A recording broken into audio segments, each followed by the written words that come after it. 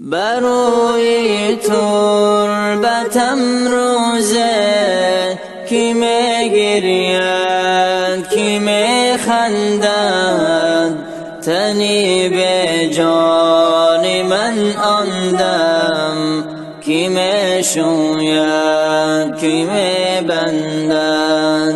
حریری پاک بیارندم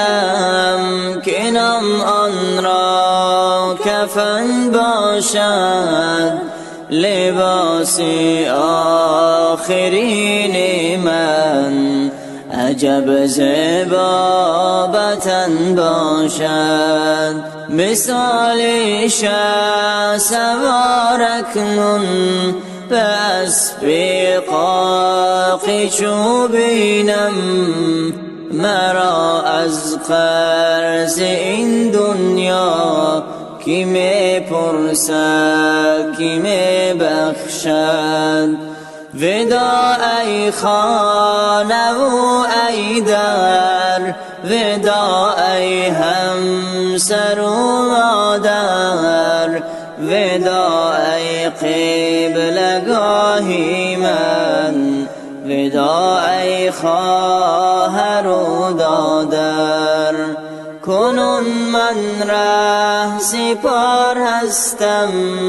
برای من دعا گوید نجاتم از عذاب قبر برایم از خدا خواهد سلام ای خانه ام ای قبر سلام ای خانه آخر ببیند اهل خاموشان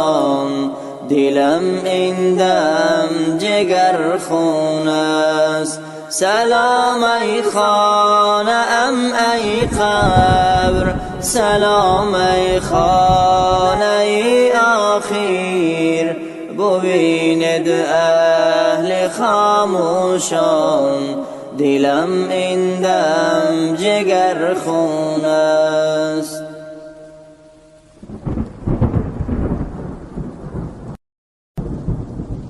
بروی تربتم روزه کی میگرید کی میخندد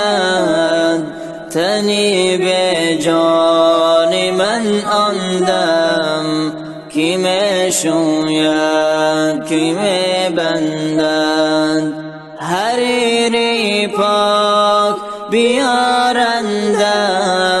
کنم آن را کفن باشد لباس